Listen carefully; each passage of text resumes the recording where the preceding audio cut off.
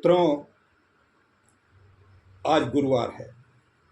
सामान्य ज्ञान प्रश्नोत्तरी। सामान्य ज्ञान प्रश्नोत्तरी से संबंधित प्रश्नों को जो हम दे रहे हैं, उनके उत्तर भी दे रहे हैं, वो मूलतः हमारे दिव्यांग और युवा बेरोजगार लोगों के लिए, हमारी युवा बहनों के लिए जो कि नौकरी की तलाश में हैं, उनके लिए है। हम चाहते हैं कि आपका सामान्य ज्ञान के प्रति रुझान बढ़े। हम जानना चाहते हैं कि आप कितनी अभिरुचि रखते हैं, इसलिए कमेंट भी करें। तो मित्रों, आज फिर मैं दिव्यांगम यूट्यूब चैनल से विष्णुकांत मिश्र आपके सामने समक्ष हाजिर हूँ, नई प्रश्नोत्तरी को लेकर के। अब स्वतंत्रता से संबंधित प्रश्नोत्तरी का तो क्रम संपन्न हो गया 15 अगस्त के साथ साथ। अब हम अन्य सामान्य प्रश्नोत्तरी का प्रारंभ कर रहे हैं। और ये सामान्य ज्ञान प्रश्नोत्तरी कोई बहुत कठिन प्रश्नोत्तरी नहीं, लेकिन ये ऐसे प्रश्न हमने सेलेक्ट किए हैं जो ज़्यादातर कई वर्षों के विविध प्रतियोगिताओं में पूछे गए। तो मित्रों, आज बड़े ध्यान से सुनिएगा। आज का पहला प्रश्न है, अच्छा इसमें हम कुछ समय देते हैं, कुछ बातचीत भी करते जाएंगे और हम आपसे पहले पूछते जाएंगे, फिर उसका उत्तर भी देंगे। और पहला प्रश्न है, भारत की खोज किसने की? अब आपको ये बताना है भारत की खोज किसने की। इसमें से हम 4 ऑप्शन दे रहे हैं। 4 ऑप्शन में एक ऑप्शन सही है। Number 1 Vasco da Gama, number 2 Fahien, number 3 Alberuni, number 4 Ibn Battuta. अब इन चारों में से कोई एक नाम चयन करना है। ज़्यादातर आपने कक्षा 3, कक्षा 4, 8, 7 में भी ये पढ़ा होगा। जब शुरू में, जब मेरे ज़माने में किताबें थीं तो उसमें बताया जाता था कि भारत की खोज किसने की। अब भी बताया जाता है। अब तो ज़्यादा कुछ जानकारियाँ दी जा रही हैं और बड़ी अच्छी दी जा रही जानकारियाँ, तो आपको पता चल गया होगा क्या है। अब आगे देखिए, उत्तर लिखा है, हमने उत्तर लिख दिया है, लेकिन थोड़ी देर मैं चाहता हूं कि आप अपने दिमाग पे कुछ जोर डालें, तुरंत आपको उत्तर न मिल जाए। तो इसलिए आप स्क्रॉल मत कीजिए, आगे मत बढ़ाइए, आगे पहले सोचिए, रुक जाइए थोड़ी देर के रुक कर के कुछ सोचने का प्रयास कीजिए। फिर मैं तो उत्तर तो दे ही रहा हूँ। तो इसमें पहला ए, इसका उत्तर है वास्को डी गामा। इसका क्या उत्तर है? Vasco da gamma. दूसरा प्रश्न भी पूछते हैं, भारत की मानक समय रेखा कौन सी है? एक मानक समय रेखा होती है, जो कहाँ से गई है, किस तरीके से गई है। अब इस चीज़ को आपको दर्शित ज्योग्राफी के लोग जो होंगे, स्टूडेंट होंगे, वो तो जानते ही होंगे, लेकिन जो सामान्य ज्ञान के, जो सामान्य विद्यार्थी, जो सामान्य परीक्षार्थी, उनको शायद न पता हो। पता तो होगी, लेकिन खैर मैं पूछ रहा हूँ। 4 उत्तर हैं। 82.5 डिग्री पूर्वी देशांतर रेखा, 82.5 डिग्री उत्तरी देशांतर रेखा, 82.5 डिग्री पश्चिमी देशांतर रेखा, 22.5 डिग्री पूर्वी देशांतर रेखा। इसमें कौन सा सही है बताइए? 82.5 डिग्री पूर्वी देशांतर रेखा है।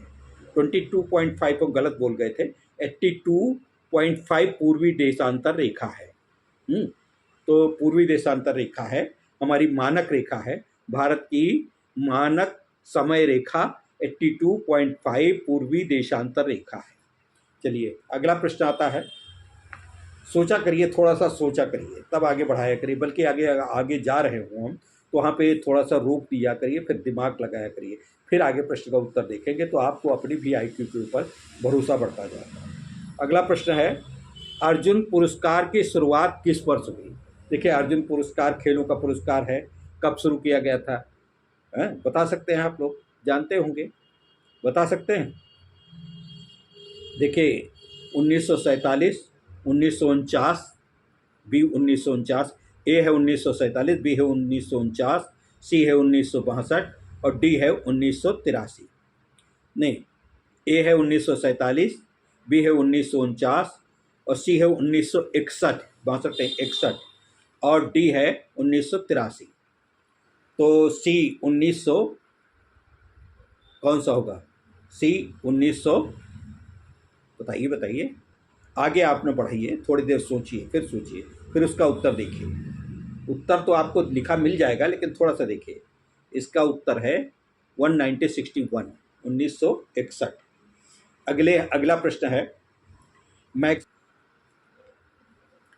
अगला प्रश्न है, स्वांग किस राज्य का प्रसिद्ध लोक नृत्य है? स्वांग किस राज्य का प्रसिद्ध लोक नृत्य है?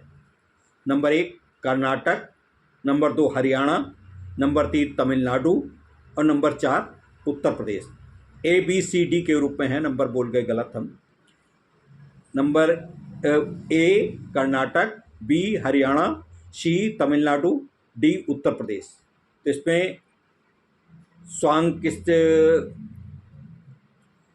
किस राज्य का प्रसिद्ध लोक नृत्य है? यह है हरियाणा का, यानी इसका कौन सा उत्तर सही होगा? बी। अगला है प्रश्न आता है, भारत में वर्तमान में कुल कितने उच्च न्यायालय?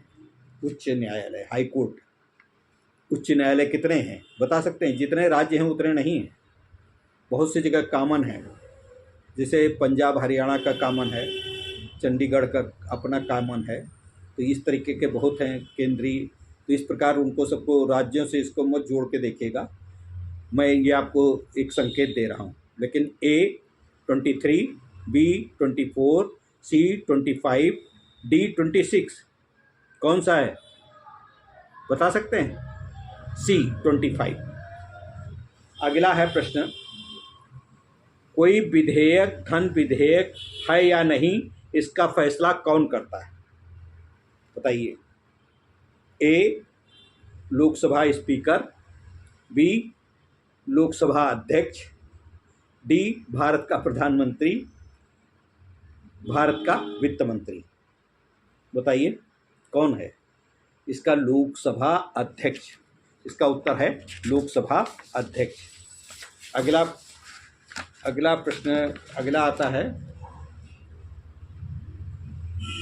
राष्ट्रीय मतदाता दिवस प्रत्येक वर्ष किस दिन मनाया जाता है? मतदाता दिवस, मतदाता दिवस कब मनाया जाता है? 24 जनवरी, 25 जनवरी, 25 नवंबर, 26 जनवरी। कब मनाया जाता है? मतदाता दिवस 25 जनवरी को मनाया जाता है। अभी देखिए कुछ दिन पहले 3-4 महीना मतलब जनवरी में 25 जनवरी से पहले मनाया गया था, और इसके लिए अभी से पूरा प्रचार किया जा रहा है, चूँकि लोकसभा के भी चुनाव आने वाले हैं, विधानसभाओं के भी कुछ विधानसभाओं के भी चुनाव होने वाले हैं, तो इसलिए आगे आइए। भारत का संवैधानिक मुखिया कौन होता है? भारत का संवैधानिक मुखिया कौन होता है? A प्रधानमंत्री, B राष्ट्रपति, C लोकसभा अध्यक्ष, D उपराष्ट्रपति। अब संवैधानिक मुखिया कौन होता है? आप ये बड़ा कॉमन प्रश्न है और इसका आपको आना चाहिए, आता ही होगा। इसका उत्तर है B राष्ट्रपति। संवैधानिक मुखिया कौन है? राष्ट्रपति। अगला प्रश्न है, अंग्रेजों के नमक कानून के विरुद्ध महात्मा गांधी ने कौन सा आंदोलन शुरू किया था? देखिए पिछले उसमें आ गया है, ये बहुत बार आता है इसलिए पूछा जा रहा है। नंबर 1 सविनय अवज्ञा आंदोलन, नंबर 2 B खिलाफत आंदोलन, नंबर 3 भारत छोड़ो आंदोलन, नंबर 4 उपरोक्त सभी। कौन सही? सविनय अवज्ञा आंदोलन, सविनय अवज्ञा आंदोलन ही सही। अगला देखिए, अगला प्रश्न कौन है, भारत में जिप्सम का सर्वाधिक उत्पादन निम्नलिखित में से कौन से राज्यों में होता है? जिप्सम तो बड़ा आप जानते होंगे, जिप्सम की बड़ी आवश्यकता है। Haryana, Karnataka, A Haryana, B Karnataka, C Orissa, D Rajasthan. कहाँ होता है जिप्सम? D राजस्थान। अगला प्रश्न है, ईस्ट इंडिया कंपनी ने भारत में अपना पहला कारखाना कहाँ खोला था? बहुत महत्वपूर्ण प्रश्न है, कहाँ खोला था? ये पिछले बार आ चुका है जीके में।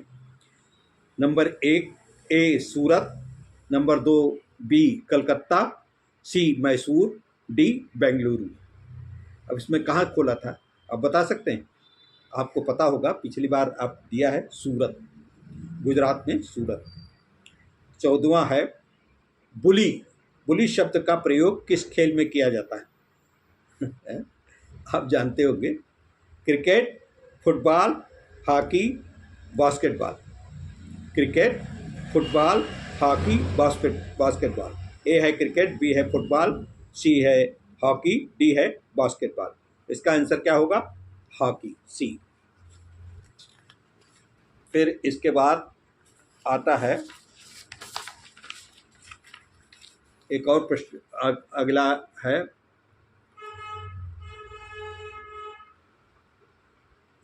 उड़न परी किसे कहा जाता है? हिमा दास, मीराबाई चानू, पीटी उषा, इनमें से कोई नहीं। इसको कहा जाता है उड़न परी? पीटी उषा, पीटी उषा को कहा जाता है। अगला प्रश्न है निम्नलिखित में से किस शहर में झीलों की नगरी कहते हैं? निम्नलिखित में से किस शहर को झीलों की नगरी कहते हैं? कौन सा शहर है? ए जयपुर, बी उदयपुर, डी नैनीताल।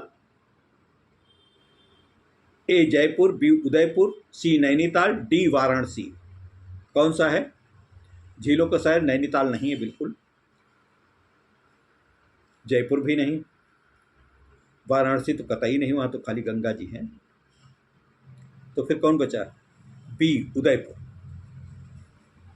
अगला प्रश्न है आर्य समाज की स्थापना कब की गई थी? आर्य समाज की स्थापना कब की गई थी? आर्य समाज सन 1875 ईस्वी में, सन 1897 ईस्वी में, सन 1901 ईस्वी में, सन 1912 ईस्वी में। आर्य समाज ने बहुत सी चीज़ें बदल दी, जैसे सती प्रथा का अंत करने के लिए आर्य समाज ने दयानंद सरस्वती जी ने ही आर्य समाज की स्थापना भी की थी। तो ये किस सन में की? उन्होंने बड़ा आंदोलन, समाज सुधारक थे। वो पहले विडो जो हो जाती थी उनको अपने पति की चिता के साथ जलने के लिए कहा जाता था, सती प्रथा का अंत किया, सब कुछ किया। तो इस प्रकार से, और जातिवाद का दूर किया, और ये छुआछूत का बड़ा उन्होंने वो किया। तो आर्य समाज की स्थापना बहुत अच्छी बात है। तो ये किस सन में हुई थी? ये हुई थी ए है 1875, बी है 1897, सी है 1901, डी है 1912। तो कब हुई थी? ये इसका उत्तर है ए 1875। अब एक नया प्रश्न आ रहा है जो आप जरूर जानते होंगे। वेदों में सबसे प्राचीन वेद कौन सा है? वेदों में सबसे प्राचीन वेद कौन सा है? ऋग्वेद, ए ऋग्वेद, बी सामवेद, डी यजुर्वेद, सी यजुर्वेद, डी अथर्ववेद। ए ऋग्वेद, बी सामवेद, सी यजुर्वेद, डी अथर्ववेद। कौन है? ऋग्वेद, ए। इसका उत्तर है ए। तो ए। तो इस प्रकार का ये अभी तक चल रहा है और अभी तक तो अच्छा ही जा रहा है। लेकिन इसके बाद अगला प्रश्न आता है भाभा परमाणु अनुसंधान केंद्र कहाँ स्थित है? इस पर भी प्रश्न अभी पूछ चुके हैं कुछ दिन पहले। सबसे पहला सब इसी पे आया था जब चंद्रयान की बात हो रही थी। चंद्रयान से संबंधित प्रश्न पूछे गए थे। अब चंद्रयान बहुत जल्दी पहुंच रहा है चंद्रमा के करीब। अभी कल 100 किलोमीटर की ऊंचाई के ऊपर न्यूनतम दूरी है उसकी, अब उससे भी कम हो गई होगी। भाभा परमाणु अनुसंधान केंद्र कहाँ स्थित है? ट्राम्बे मुंबई, नई दिल्ली, बेंगलुरु, कोलकाता। ए है ट्राम्बे मुंबई, बी है नई दिल्ली, सी है बेंगलुरु और डी है कलकत्ता। कहाँ पे है? ट्राम्बे मुंबई। भाभा परमाणु अनुसंधान केंद्र कहाँ स्थित है? हरिकोटा ने बता देना, वो अंतरिक्ष से संबंधित। भाभा परमाणु अनुसंधान रिसर्च केंद्र कहाँ स्थित है? ट्राम्बे मुंबई। 20 है 1928 के बारदोली आंदोलन का नेतृत्व किसने किया था? ये भी प्रश्न पूछा जा चुका है पिछले सप्ताहों में किसी दिन। नंबर 1 ए महात्मा गांधी, नंबर बी बाबा बाल गंगाधर तिलक, सी सरदार वल्लभ भाई पटेल, डी पंडित जवाहरलाल नेहरू। कौन सही है? सरदार वल्लभ भाई पटेल। पटेल वाले एपिसोड में हमने इसका जिक्र किया है। फिर 21वां है किसने खालसा पंथ की स्थापना की थी? बताइए किसने खालसा, हमारे सिख ब्रदर्स होंगे वो तो बता ही लेंगे, लेकिन आपको भी जानना चाहिए। किसने खालसा पंथ की स्थापना की थी? नंबर 1 गुरु गोविंद सिंह, गुरु नानक देव, अंगद देव, गुरु रामदास। किसने की थी?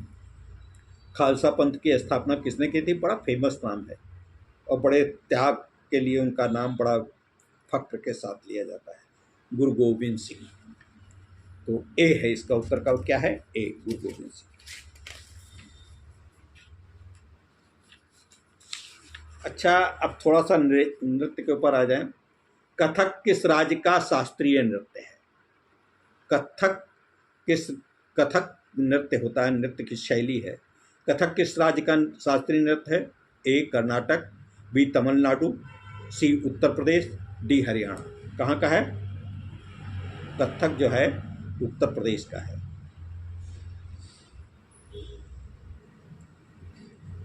24 चाइना मैन शब्द का प्रयोग किस खेल में होता है?